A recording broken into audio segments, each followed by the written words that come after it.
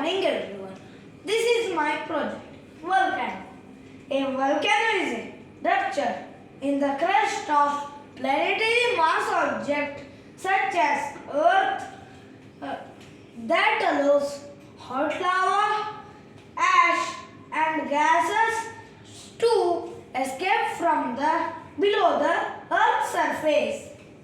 Volcanoes are openings or vents where lava, small rocks and gases erupt onto the Earth's surface.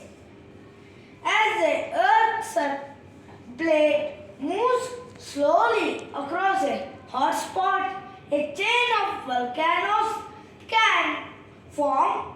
The island of Hawaii and Samoa were formed in this way.